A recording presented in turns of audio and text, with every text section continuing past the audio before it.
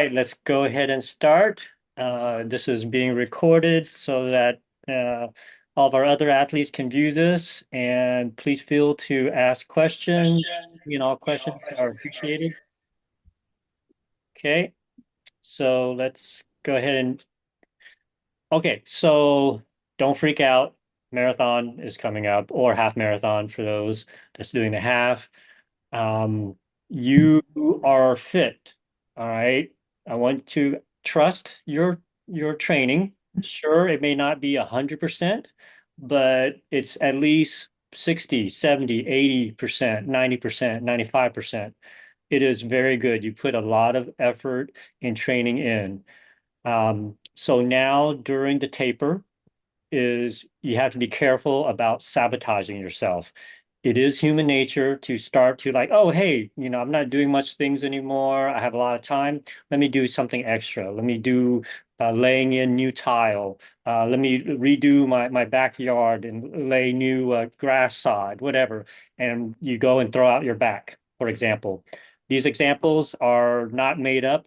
They have happened to either our athletes or some of the other athletes that I know about from other coaches. So just you got to be patient. You're gonna go through taper madness in the next few weeks, but it's okay. So do practice your nutrition more and more. Decide on your race clothes. Have the socks, the shoes, test it out on a long run. And once you've kind of done a long run with it, you can set it aside and say, all right, hey, this outfit, everything about this is good for race day. And another thing is I go into ultra paranoid mode and I protect my feet at all costs. So this is where I wear house shoes or slippers because sometimes I accidentally stub my toe. I'm not paying attention, right? I've done this in the past where I stubbed my toe only a week before a marathon, and it was bad. It was real bad. So gotta make sure that you are paranoid about protecting your feet at all costs. Um, I have some links here to some YouTube videos, all of the course. These are ones that are pretty decent that I found. So please feel free to watch these in your spare time. And so next week or 2 weeks actually before, I want you to start to try to prioritize getting more sleep. Um, and the way to do that is you just go to bed a little bit earlier each night. You don't go to bed an hour earlier. Just do it 5 minutes at a time. You can't just go 1 hour early and expect to catch up on your sleep. You need to do this very, very gradually. So give that a try. Just 5 minutes every day, a little bit earlier each time. Reduce your caffeine intake, eliminate or reduce your alcohol. I know some on this call, they like to actually drink 1 or 2 days before, have a glass of wine. But from a physiological standpoint, having that alcohol does affect your body. So if you want to be on the top of your game and your body is fully at 100%, you should eliminate the alcohol. Other things here, taking care of your feet, right? Trimming your toenails, filing excessive callus down. Um, Me personally, I like to bond with my race shoes. That's where I will clean my race shoes, check to make sure there's no debris on it, and say, all right, hey, race shoes, take me to the finish at the pace that I want. Um, Make sure you do that. And also make sure you have your throwaway clothes ready. Have start finding that. Go to Goodwill or wherever and find some throwaway clothes. It's better to be overly dressed, overly warm in the corral than to not have enough warmth in the corral. Because that way you're never ever shivering. And because if you're shivering in the corral, you're wasting energy, you're expending energy that you need for the race.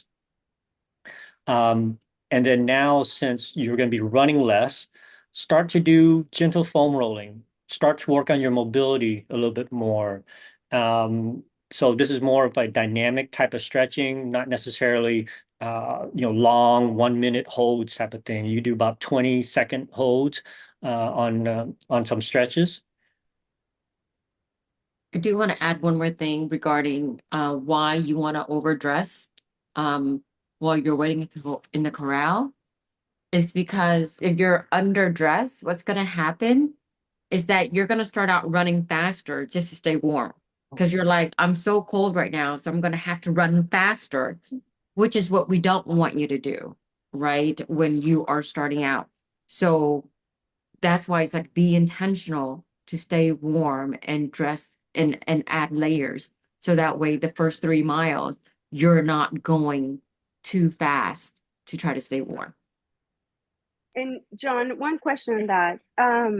Is there a website you recommend for looking at race weather, say 2 weeks out, that you kind of trust or?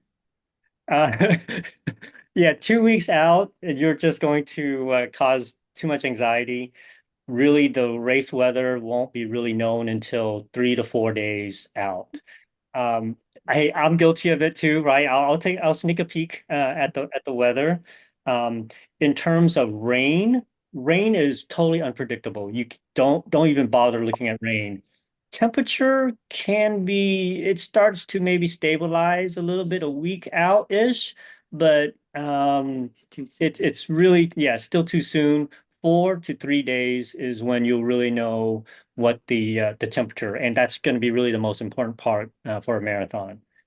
And the app that you use. The app that I use is either Space City Weather or Weather Underground. Okay, thank you. Okay, great question. Expo, enjoy the expo, but really try to keep it to an hour, maybe an hour and a half. We're going to take pictures and stuff, but really just minimize your time there. Uh, Carb loading. Okay, so we're going to be sending you out carb loading guidelines separately, but this is just the summarization of that. So carb loading does definitely help. If you've never done carb loading before, you're going to be in for a treat in terms of your performance and how you feel. Now, there's two aspects to this. One aspect is for people who already are carb eaters, they eat carbs regularly. You probably don't need a full 6 days to carb load, but for those that generally eat mostly fats or protein only, if you all of a sudden start to give it a lot of carbs, you're just going to feel very bloated. And that's because your stomach is reacting to that sudden inrush of carbs that your stomach is not used to digesting. So that's why we recommend starting a slower, a more gradual approach to this by very gradually starting out 6 days beforehand. And we have various suggestions on foods to do with that. So it's not about increasing your portion, it's about just changing the portion from fats and proteins, changing it to complex carbs. Okay. And then the most important carb load day will be Friday, January 17th. That's when we want you to have consume over 80% of your calories for it to be complex carbs. Okay, and you need to hydrate. Once you start consuming more carbs, your body's going to demand and need more water. So you're going to need to increase your water intake during your carb loading. And because of that, carbs is going to hold a little bit more water. You're going to gain a little bit more water weight. And that is totally normal. We expect you to gain 1 to 3 pounds, depending on your current weight. But absolutely do not ever lose weight the week of the race. It's at this point, it's too late to be cutting. If you happen to be cutting type of thing, do not lose weight the week of the race. Okay. And continue to practice your race nutrition. We've already been kind of harping on you about that. I do have a totally separate presentation that goes over race nutrition in a lot more detail, but this is a summary of it. Your goal is to try to hit 60, at least 60 grams per hour. That is very, very tough. So we were going to figure out a way for you to each one of you to try to hit 60 grams per hour, and that is by taking in additional gels or certain types of gels with larger quantities of carbs in it. And in order for the to do that, we do recommend ones with two types of sugars. One is glucose slash maltodextrin, and the other one is with fructose. So by having a gel with both of these types of sugars, it will allow you to consume more than 60 grams per hour without upsetting your stomach. And we do prefer a more watery type of gel because you don't necessarily need to take that gel before or during a water stop. You can take it pretty much anytime. It offers you more flexibility, and it is a little bit easier on your stomach too, in my opinion. Now, there are people who, hey, they have an iron cast stomach. They can take thick gels, no problem. Regardless of that, we still recommend that you do take some sort of water before or after you take a thicker gel. And the goal is to do 20 to 35 minutes um, for each gel. So on this last long run, I took a gel every 30 minutes as my practice for Chevron. Okay, and here are some, I did some research on some of the gels, and these are the ones that are liquidy. They're isotonic, and they have both glucose and fructose in there. So it allows you to take in a little bit more gels. The Huma Plus I like because it does have a version that is 2x electrolytes. So it has a lot of electrolytes in there. And it also has a caffeine option. And you can freeze it if you want to kind of make it like a pop. Um, and then there is the Goo Liquid Energy, 23 grams of carbs, and it's dirt cheap, $1.48 relatively. It has a decent amount of sodium. Um, and actually, there is a caffeine option on here. That's a mistake. I'll need to fix that. Um, and this is currently my favorite because it's very liquidy. It's just a little bit easier on my stomach. It has the sodium, and it's cheap. All right. And the latest and greatest is this Never Second product. I have not personally used Never Second, but there are other athletes that have used it and have it's gotten really good reviews. So it's worth a try. If someone has already used this, please get back to me and give me feedback on it. It is very pricey, 350 a gel. And then there is the classic Martin gels, which is even more expensive. Uh, and if you benefit from massive quantities of caffeine, 100 milligrams, then the Martin gels may be for you. Um, all right, any questions? Okay. Sorry, John, just a quick question.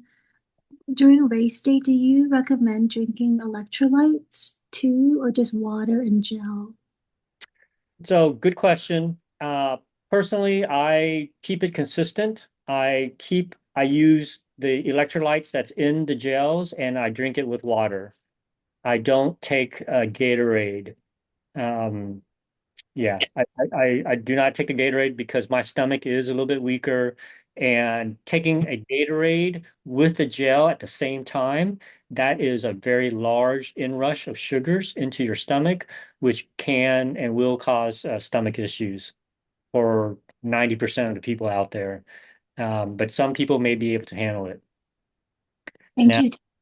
now, if it's a super duper hot day, well, you're gonna have to run slower, and I would bring additional salt tabs. There are some people with extremely high sodium requirements, and those people definitely don't need to bring salt tabs with them. Okay, and there are thick gels that have both glucose and fructose in them, and that is the goo Roctane, the e-gel, and the SIS beta fuel. The beta fuel has massive amounts of carbs. That's pretty good, 40 grams. And the e-gel does also 37 grams. they don't have any caffeine on the e-gel. So I have e-gel also, and I only use e-gel at the very beginning when I don't need, when my stomach is okay and settled. I can handle that large amount of carbs at the very beginning, at 10 to 15 minutes before race start. But then afterwards, I take all the liquidy kind. And there is a strategy where you can change or use different gels depending on whether you get flavor fatigue. I switch back and forth between a liquid energy gel and the Huma. They have both different taste, different texture to it. Allows me to better handle taking in so many gels. Okay, so make sure you have a way to store all of these gels. So one of the downsides of the liquidy gels is that the packets are a little bit larger. So I have a race belt that I use and I stuff all the gels in there. You make sure you practice and run with that race belt or whatever you're going to use during your long runs. I remember I had one and I used it on race day and I absolutely hated it. It kept on going up my stomach, and that's because I didn't test it out beforehand. So rookie mistake. Um, okay, I mentioned about don't take it with the Gatorade at the same time. Okay, mention. All right, caffeine. So in years past, I recommended the last two gels. You should be taking caffeine, but now I'm going to recommend a little bit earlier to take caffeine. So starting, if you take 7 gels during your race, I would suggest you taking the caffeine gel on the fourth and sixth ones and the seventh one also, to take it a little bit earlier. Some people will take it four, five, six, and seven. I cannot handle that much caffeine. It just makes me it just jacks up my heart rate too much. So I do fourth, sixth, and seventh. What do And you mean? Oh, I'm sorry. What do you mean four? You mean mile four, six, and mile seven? no, What? the fourth gel that I Oh, would take and the okay. sixth gel. Yeah. Okay. This is for people who are planning to take 7 gels during the entire race. So this is like somebody with a 7-minute pace, and they should be finished in such that 7 gels will be able to get them through the race, no problem. So we'll work with each one of you to provide some sort of gel schedule for you on that. Hey, what's the logic behind caffeinated gels? But isn't caffeine a diuretic? Not in these quantities and Uh, not when you are in a zone X, in a hard enough effort for it to make a difference. gotcha. Yeah. Okay. Question. Thank you. Okay, hydration. So this is a new slide. Um, Hydration aspect. I'm putting this in here in hopes that it will not be hot. So, but in other words, we've been having a lot of our water station practices lately, and the cups they use are generally around 8 ounce cups. But in general, they'll fill it to maybe 6 ounces or even 4 ounces, really, just halfway, because they're out there filling it really fast.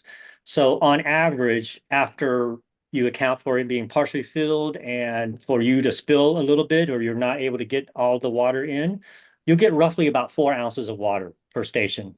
Now, of course, you can adjust that if you are walking every station and you see exactly how much is in there and you're able to take in the whole thing. All right, so it probably won't be 4 ounces, it'll be a little bit more. So the thing is, it's going to depend, right? Um, but in general, with this recommendation, this is an idea of how much water you need per station. And realize that there are only 16 stations for Chevron. It's one station every 1.5 miles, starting at mile 2. So you will have 16 stations total. Okay. This is just a rough guideline. Any questions on this? All right, good. Sorry, and I haven't made it to the Sunday practices for the water, but do you then grab two cups if you're meant to? Like, do you grab two cups at every station? Yes, especially if it's Okay. warm, you will need to grab two. And there are one strategy to do it is you grab one and then you switch hands and then you go and grab another one and then you drink it and then you throw it away and then you grab the other one and you drink it again. Right? All while running at a, 100% will be running at continuing to run at your marathon pace. But you can slow down for that. Okay. Thank you. Okay. One great tip that Adam mentioned here, Adam and Lang mentioned, was so they carry a water bottle with them, a disposable water bottle, and they have a little strap, a hand strap, which you can get at the expo. And this way, you don't have to like really hold on to it and use up your energy. It's just really easy to hold on to. And they get one of those water bottles that has those flip top sports bottle where you just squeeze to dispense the water instead of of course, the twist top, right? You don't want to have to twist it open and then drink it, right? You want the one that has a sports cap, and they use that over the first 4 miles or so, essentially allowing them to bypass the chaos of the first two water stations because the first two water stations, there's going to be tons of people around and it's going to be very crowded. So doing this will allow you to bypass that. And then you can dispose of the water bottle at a water station later on. If you have friends and family who's willing to help out, they can also give you another water bottle later on. In general, my personal preference is to minimize carrying things in your hands. Um, so Tracy, are you going to wear an armband with your phone on there? Sorry to call you out. Of course I am. So my preference is that you don't carry weight on your arms. Reduce that as much as possible because your arms are going to be pumping. You're going to be using up energy, and any kind of weight on there is just using up more energy that your legs can be using. Your armband, your phone, I would suggest putting it into a belt in your that you wear around your waist or some other location, but try to reduce things on the arm, especially some heavy stuff like the phone. Okay, questions? All right. At the George R. Brown Convention Center, so race morning. General guidance is do what has worked for you in the past and discuss that with us. When we have our race call in a few weeks, uh, tell us about what has worked for you in the past. Hey, Alvin, did you have a question? I did. So is the recommendation that we should be stopping at every water station whenever we're doing these marathons, and then Yes, yes, pretty much. Um, unless it's like below freezing and stuff, you could probably get away with not having as much. But anything, like in the 40, 50s, you're going to need the hydration. okay. Okay. Okay. Race morning. Um, First thing that we suggest you do is once you wake up, have a 8-ounce bottle of water with electrolytes in there and chug it once you wake up. First thing, get 8 ounces of water with electrolytes in you. And then eat something that's low fiber with simple carbs like white bread, bagel, um, maybe not a donut because that does have some, it's fried. But yeah, white bread, bagel, something very simple that you've eaten already. People are okay with potatoes without the skin. So you can do that. And if you need to, go ahead and drink coffee. If it really helps you to do your number two, get everything flushed out, And once 6 a.m. hits, which is about 2 hours before race start, drink another 8-ounce electrolyte bottle. And then bring the simple carb snack. I bring white bread in sandwich bags with me, and sometimes I'll have honey on there also. And I'll bring another water bottle with electrolytes, and I'll sip that on the way and while I'm waiting inside the GRB. Um, but in general, I stop drinking roughly 45 minutes to 30 minutes before race start. Um, yeah, I just stop so that way I don't have too much water in me. And then, of course, I will go to the porta potties after I drink a final time, 45 minutes before race start. But take advantage of the George R. Brown. Get there early. You can relax inside, talk to friends, family. It's actually really fun, and we're going to take pictures too. Um, Probably something like at 6:45. We're going to take pictures. Uh, Gear check. Highly recommend you use that. It's very quick and easy. Okay. Some more information here. The toilets, use the toilets inside the GRB, but once you do, then you can go outside and do your warm up. I prefer to have a 1 mile warm up for everybody, but hey, if you can't, that's fine. You can do some hops and skips, etc., in your corral, but really do your 1 mile warm up along Texas Street here is my recommendation. And for first timers, you have to get to the corrals before they close. They are super duper strict on the corral closures. Nat and Leslie, all right, I think this is your first time. So please get to your corrals well before it closes.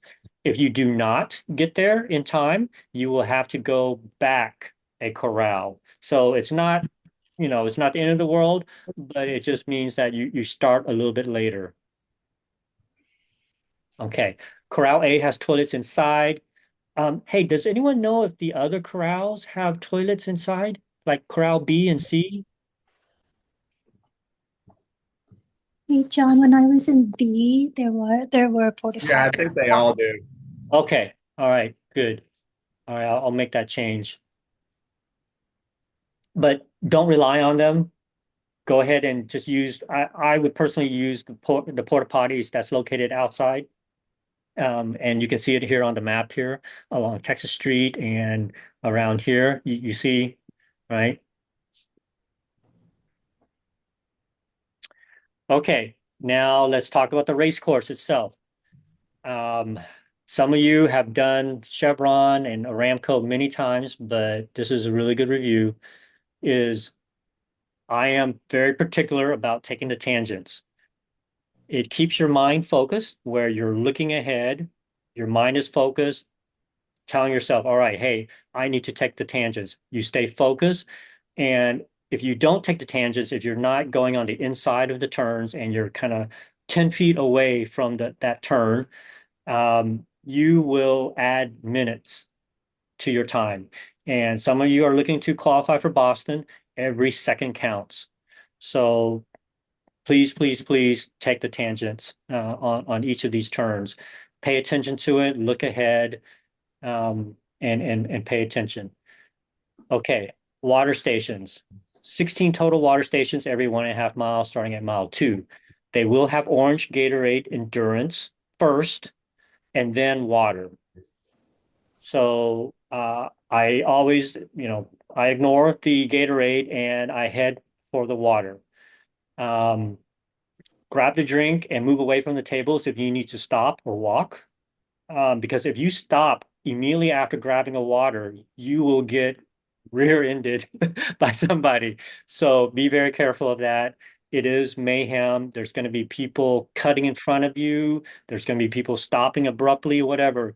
Pay attention. Just be careful about that.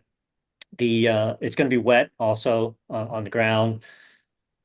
Uh, if it's super windy, shorter people, you can very easily draft behind somebody. So take advantage of that. On the few uphills, especially on the big overpass around the halfway point. This is where you just go and take it easy, slow down, take short steps, fast steps to make it up the hill. And then on the downhills, downhills are not about making up the time. It's not about accelerating to faster than goal pace to make up that you went slower up the hill. It's about maintaining your your your planned race pace and dropping your shoulders, relaxing and recovering. You are recharging your batteries up there. I want you to mentally think that you're recharging the batteries, relaxing, recovering, so that you can use that recharged energy to power you up on the next uphill. Um, the gels, so Tracy, thank you for reminding me to confirm this. They are the standard goo energy gel. So these are thick gels. They do not have both fructose and glucose in them. Um, so it's not a gel that I personally like, even though I raced them with them before. But they are available at mile 6.6 and 17.9. And you can grab them if you want to use it as a backup in case you drop the gel, and you can use that for emergency.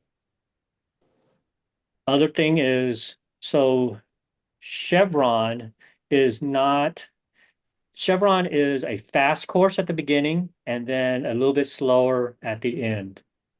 So even with that, my preference is for you guys to not bank time in the first part.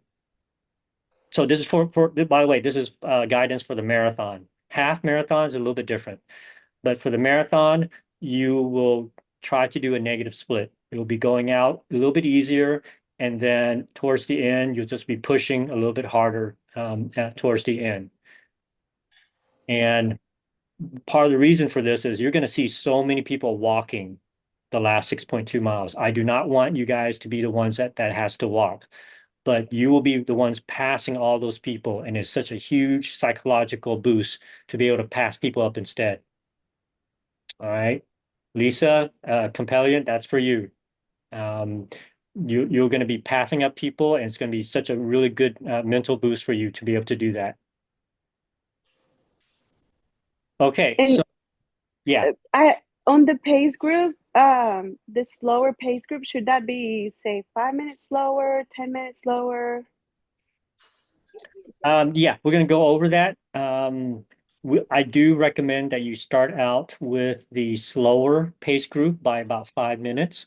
So you essentially follow them for the first X miles. Some people, I get them to follow for the first 13 miles. Some follow for the first 3, 4, 6 miles. It's just going to depend on the individual for your race plan. And then after that, then you can start to gradually peel away from them. Okay, thank you. The half course is extremely fast. Women's half record was set there. And the half, I break it into three sections. Fast at the start, in the middle is the fastest, and towards the end, it's faster.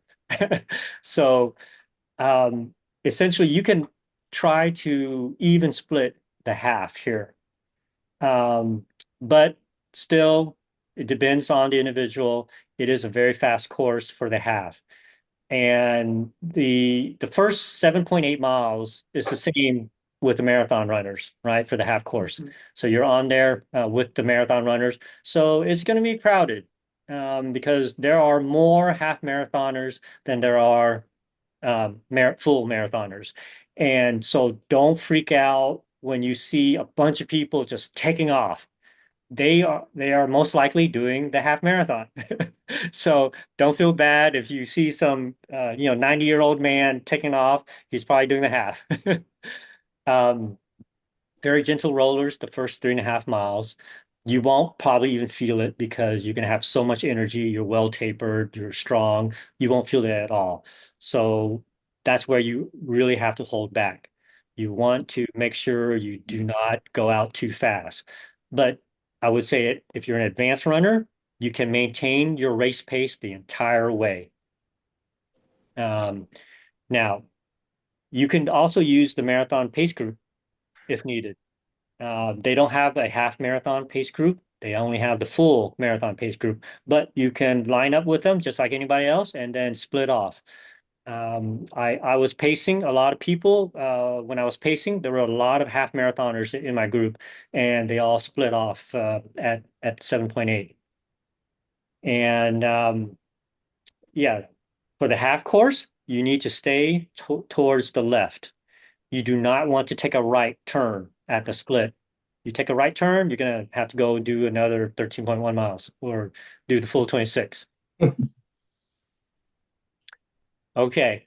And then, all right, so this is for the half marathon people only here. So after that split, you will be going to the significant part of this is the circle drive. You're going to be going around this circle drive to Montrose.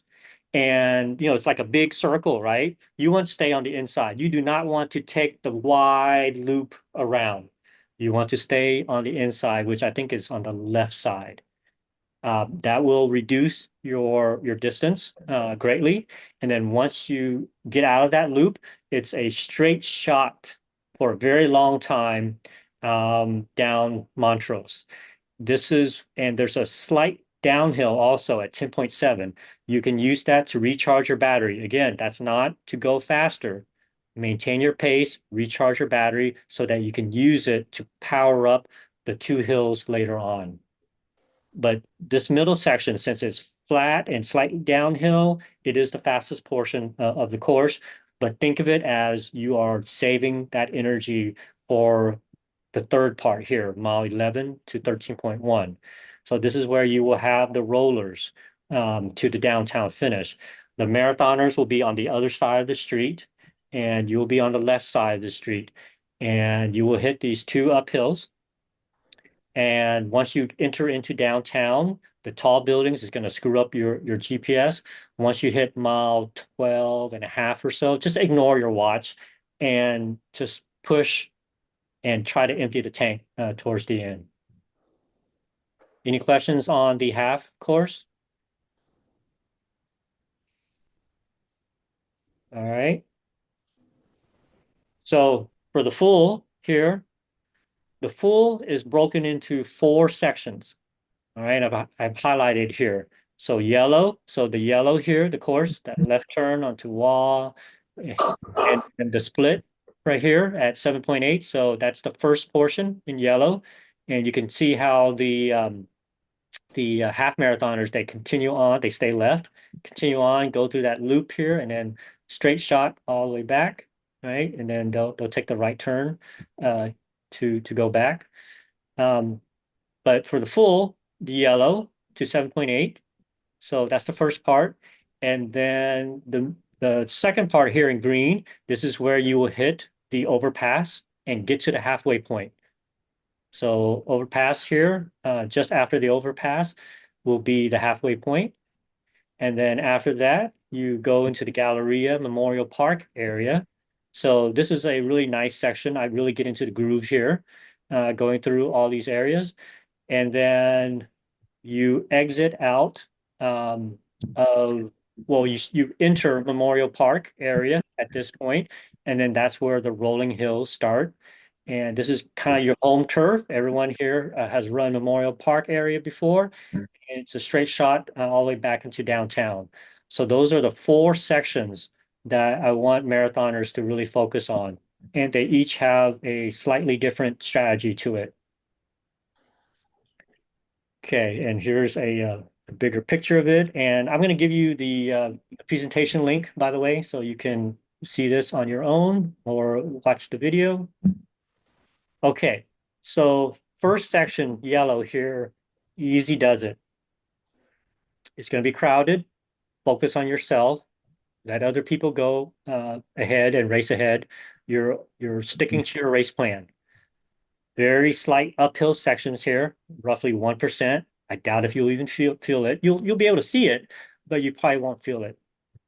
Um, warm up as needed, especially if the weather is cold. So you have to save your energy for the last 10K. Every time you feel like, oh, hey, I can go faster, just tell yourself, we said, coaches said you need to save yourself for the last 10K. At the very beginning, there's some train tracks that you will cross at mile like point 0.2, point 0.3 or so. Be very careful. I've seen some people trip or slip on these train tracks here. Be very careful of these. Okay, and then this turn, that very first turn right here, everyone see this portion that I'm circling, right? Mhm. So it's that kind of right and then left turn. So ideally you would be on the right hand side here and then you cut right over. Oops. You cut right over, but there's going to be a ton of people here and it's going to be hard to move over without really elbowing somebody. So just be courteous and you can compromise and kind of just do the best you can on this tangent. This is pretty much the only tangent that I'm flexible with my athletes on. Do the best you can here on this tangent. Okay, and then after that, you're going to go down a very wide street, first 2.2 miles, and the water station will be on the right-hand side. That'll be the first one.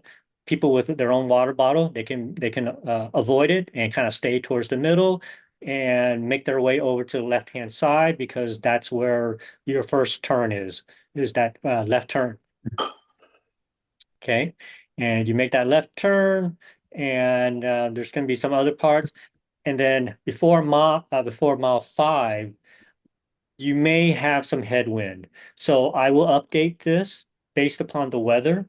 But in years past, there's been really headwinds along Kirby and in other sections. So I will update this once we know the weather better. At mile 7.8, there's going to be some cones in the middle of the road. There's going to be arrows saying half marathoners to the left, marathoners to the right. Right, this is the split. You can't miss it. There's going to be some person on a bullhorn yelling at you to stay left or right. Okay, so once you hit that split, that's where you've done 1/4 of the marathon already. Um, and just before this split, one of our friends will be out there. They're going to be wearing some like Hawaiian outfit and they're going to offer you beer. Please do not take their beer. But they're a really fun group. They'll be cheering everybody on. Okay, so now miles 7.8 to 13.1, this is where you get into your groove, get into your rhythm. This is where I want you to start hitting all your mile paces. Get into that rhythm and go into cruise control. Good crowd support in West University area. And the big thing here is that long killer hill. You take that left turn onto West Park, and there'll be a water station up the ways a little bit. I think this is actually wrong. It's a little bit further out. Um, that hill, it's only one really major hill. It's early on. Allow yourself to slow down. Yeah, and it's early. It's at the halfway point.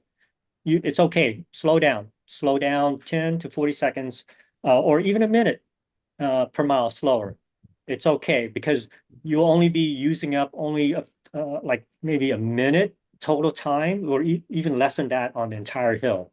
So it's okay. So be careful, and then you can go down the hill. Advanced runners, you can go slightly faster, but in general, for most of you, I want you to just go back to your planned race pace. And then there's that stupid U-turn, which I really hate there. I wish they would remove that U-turn somehow, but there's a U-turn. I only bring that up because a lot of you will have very high stack height race shoes, and you just got to be really careful on the turns. You do not want to twist your ankle or just cause that ankle excess stress on that U-turn. Okay, so once you get to that and conquer that hill, boom, you've done 2 out of 4 sections of the marathon. So now, all right, now you got to hit the third or fourth.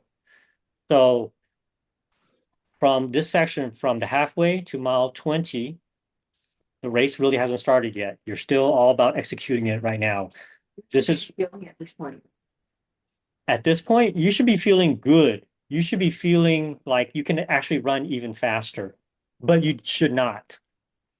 If you are already feeling tired and hungry and cranky, that means your nutrition is not on point. You probably forgot to take some nutrition or you're not taking enough.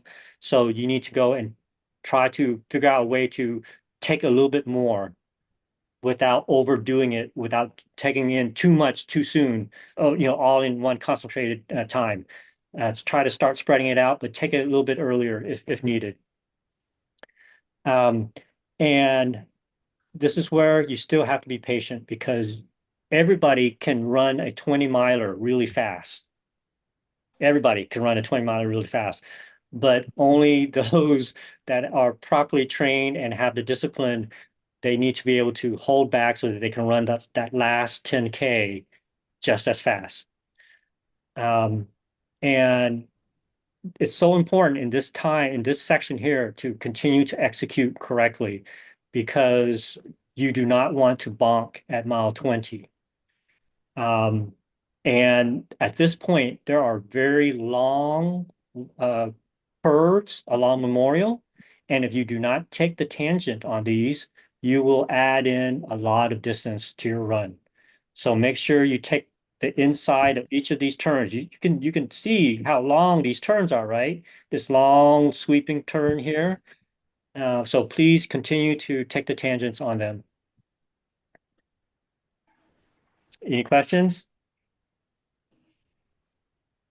Okay, so you've done 3 out of 4 sections.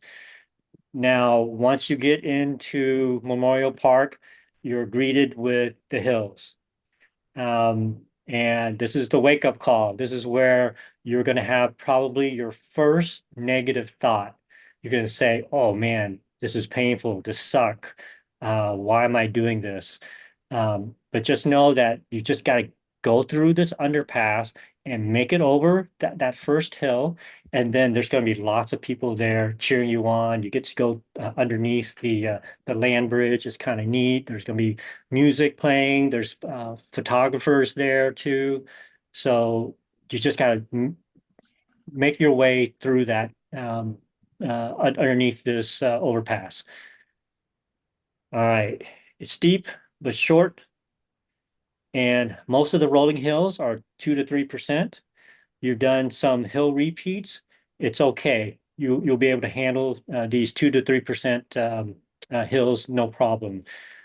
Again, on the downhills, usually in for Chevron, you get a downhill first and then an uphill. Whereas in other places, it's a uphill and then downhill.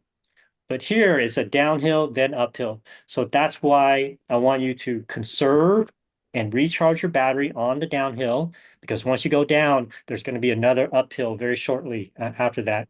Use that energy to help you make it through the uphill. Okay. Now, another key part here is at mile 22.7. Right here, I have circled in red. So after you've done some of the hills, it goes uphill. There's a right turn here where you then cross this bridge and then a left turn. In years past, the road has been kind of bad in this section. So just be careful of your footing as you cross over. And once you kind of cross this area and then you take that left turn, you're at roughly mile 23. You have a 5K left. So at this point, you essentially have one loop around Memorial Park left. I know a lot of you have run Memorial Park, so that's how you should visualize it. You only have one loop of Memorial Park. That's all, that's it. Enjoy it, and you're going to be done before you know it. So you're going to be going down Allen Parkway at this point. So there's going to be some sections where Allen Parkway has that camber to it, the crowning of the road. So you just have to be careful. The more you go over to the side, the more of that crowning camber effect you'll see. So you just need to make sure that you can handle that with your ankles, or go ahead and just stay in the midpoint to avoid having that extreme angle. Just pay attention to the road. All right. And then with 2 miles left, you will now see the half marathoners on the left-hand side, and they will be on their separate road, and you can ignore them. They One time I looked at them and they were having a lot of fun and I was suffering. So I told myself, all right, I'm not going to look over there. I'm only going to look at my course and keep going. Ignore the half marathoners who are having a lot more fun. Um, but take the tangents in this area also. Okay, so um, here, there's, remember I mentioned about the underpasses? So Houston is about going downhill, underpass, and then going up. So that's what you gotta get used to seeing here. The going downhill to the underpass and then going uphill to escape the underpass. And in the last 10K, if at any point, or even the last half, if you start to feel unfocused, fuzzy, or you start having negative thoughts, um, it could be because your blood sugar is starting to drop a little bit. It's okay to go ahead and take either a caffeinated gel or a gel a little bit earlier than what you had previously planned for. It's okay. That way you can use that additional sugars to kind of wake you up a little bit more and snap you out of it. Okay. Now, if the hills are starting to get to you, just focus on getting to mile 25. If the hills are like, oh, you're slowing down so much or it's getting so hot, all you have to do is get to mile 25, because after mile 25, it's relatively easy cruising. There's no more hills. In fact, you get a very slight downhill, and you start to hit downtown area where you're going to start hearing the celebration, and you can kind of just run the last part, enjoying the atmosphere, enjoying it and pushing. It is a very long stretch. You cannot sprint starting, after this left turn, then right turn. It's very long. Um, Maintain your pace or maybe push a little bit more, just a little bit more, and enjoy the moment, right? In this very last section. I don't even bother looking at my GPS anymore because, well, I do have an older watch and my pace goes all wonky in downtown. So I just continue the effort. For me, the last 10K, my effort level is higher, but I'm basically maintaining my pace. I feel like I should be going faster because I'm pushing myself, but I look at my GPS and hey, I'm going about the same pace. That is perfectly normal. It will happen to you also. Okay. And one thing I do also is I smile. The theory is that if you smile, you can trick your body into reducing the perceived pain level, and it gives you a great photo also. So if Chipkogi does it, then hey, it works for him. Hopefully, it'll work for me too.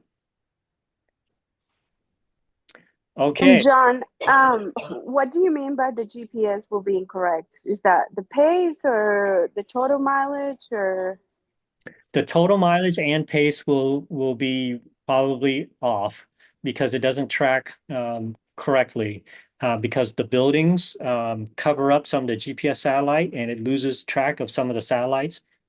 And so you don't have as good of a connection, and it will add in a few extra 100 feet because it thinks you're maybe on the next block or something, and it'll hop right back over to the current block, and it may go back and forth like that. Just depends on your GPS watch. Okay.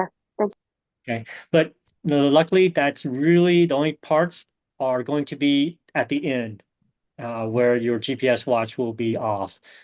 Pretty much everywhere else within even the start, everywhere else is pretty decent, GPS wise. Okay, that's the end of the course section. Any other questions about this? Adam, Lang, I know you guys have questions. I'm good. All This right. is making me nervous. Coach, um, as far as nutrition, maybe I missed it. How often should we be drinking like the Gatorade and stuff? So you have a pretty good stomach, right, Bung? Yeah. Yeah. So even with that, you should be aiming for roughly every 30 minutes to take in a gel. And probably maybe for you, maybe even 25 minutes, but 25 to 30 minutes for you. Okay. And then as far as sodium goes, that's what I'm concerned about, so I don't cramp. Yeah, the sodium you either have to take a gel with high in sodium, or you're gonna have to carry your own electrolyte tabs and take it consistently. Okay, like probably what, 600 an hour milligrams? I would take at least two if it's hot. You're gonna take probably one every 20 minutes. Wait, one what? So three of Salt. the salt chews, like one tab, basically three every hour. Okay. We'll work with you on your exact nutrition Okay. because your needs are probably a little bit different than other people's. Okay. Okay. And Alvin, you had a question? Do you have a belt that you recommend? I see that there's a bunch that are on like Amazon, but and I've looked at them before and they always felt like they were always like really clunky. So I wasn't sure if you had a recommendation for which one is best. Yeah. So unfortunately, those are Personal. very personal.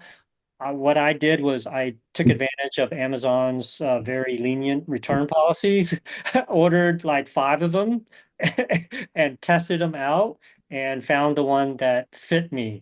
Because some of the belts, they're not, they don't have like a cinch or something. They're like one size and they just, you have to order a small, medium, or large type of thing, and I had to order multiple ones in different sizes to figure out which one will fit me. Yeah.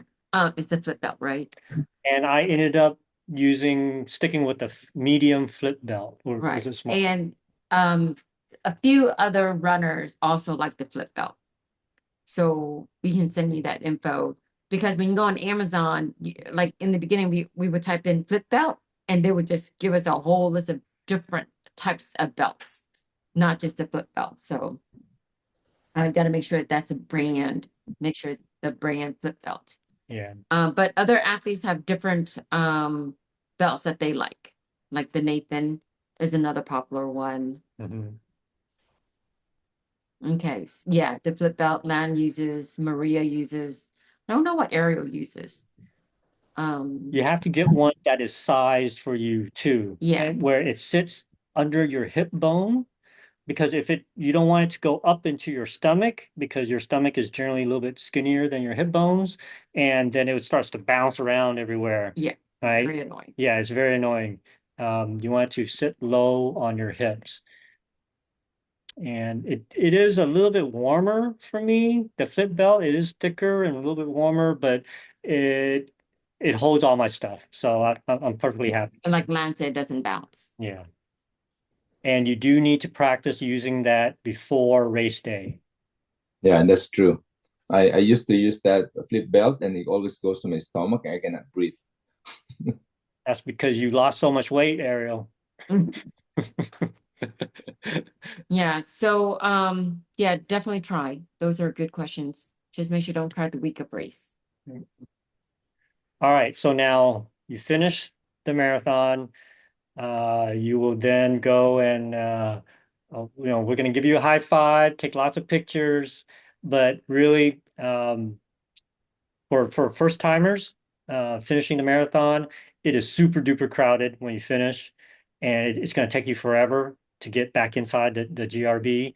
And if it's cold, you can it starts you can start shivering. So find a medic and ask for a blanket, a space blanket, to get one. They don't hand it out by default.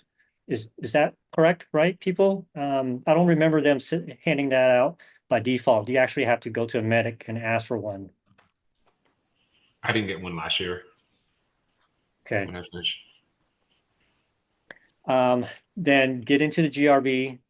Um, Pack a recovery drink in your check-in and drink it right away, and then drink another one from, either you've packed two recovery drinks yourself or do a recovery drink that they have available inside.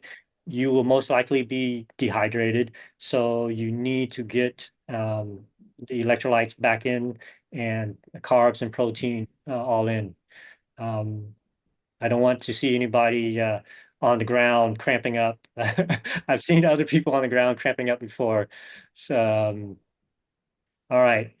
And you can keep moving, take off your race shoes or ask somebody to loosen up your race shoes right after you get out of after the finish line.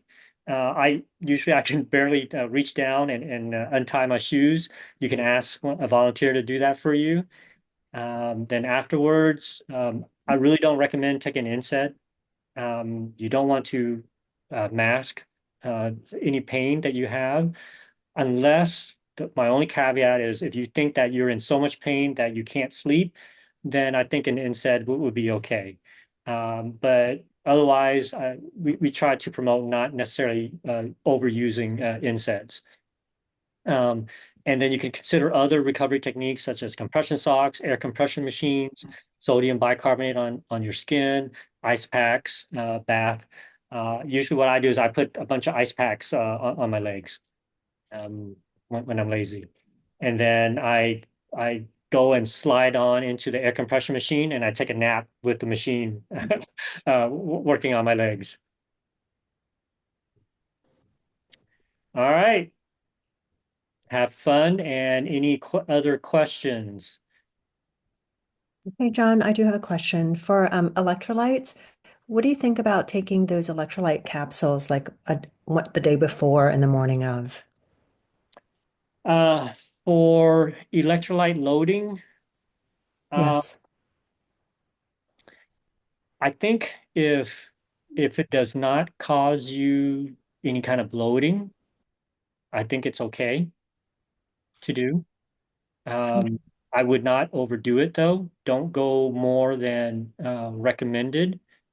Um, and Dr. Velasco, I mean, that does cause your was it your kidneys to work a little bit harder, right? To No, not really. not really, It's just irritate your stomach if you cannot handle it. okay. Yeah, Okay.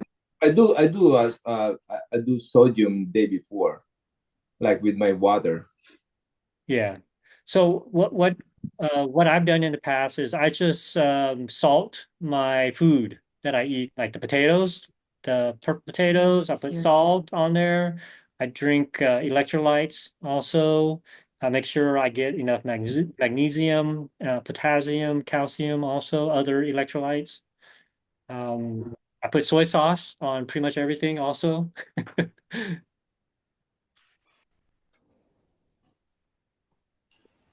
I think I was taking like two or three of the element packets a day leading up to one of my races, and it seemed okay. Well, yeah, that works too. Yeah, they do recommend that though. That's one. Yeah. I mean, I don't think, I mean, maybe my stomach's okay, but it didn't have any adverse effects. Okay. I was just more worried about like on the day of the race sweating too much and then cramping. By the time you cramp, it's hard to recover. Right. So cramping. All right. What do you do if you start to feel a cramp coming on? You punch where it's cramping.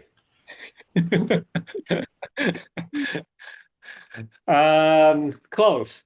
So what you can do is first you can back off a little bit, and then you start to think, all right, where is the next water station?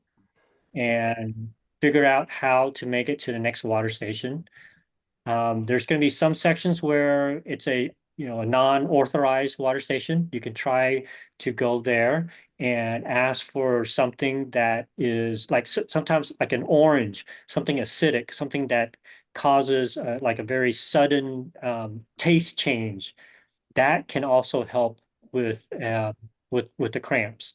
Um, but essentially, you need to figure out a way to find additional electrolytes and water. Now, the other thing is cramps can also be caused by just fatigue. And at that point, no amount of electrolytes or water will really help. Um, so at that point, it's okay to slow down and walk. Um, so it's okay. And there are some other products that they do sell that has what's that, the red bottle? Shot. Yeah, the shots where you take it and it's kind of like Like um, pickle juice. it's similar to pickle juice, but it's like really like a spicy. Hmm. It's like spicy pickle juice, and that only works during the cramp. It doesn't prevent the cramp, but it can stop a cramp within like maybe a minute. So some people who are prone to cramps for whatever reason, they do bring one of those bottles with them as a insurance policy. I brought one of those bottles with me during a particularly hot race where I knew I most likely could not get enough water in and electrolytes in. Luckily, I didn't have to use it, but I brought it with me as a insurance policy. And Maria, did you check something? I saw something pop up. Oh, and I was just saying when I did cramp up, I had to remind myself to control my breathing. Because I would overreact when I would cramp. Mhm. So just control your breathing, and know that just walking is the best thing. Okay, good.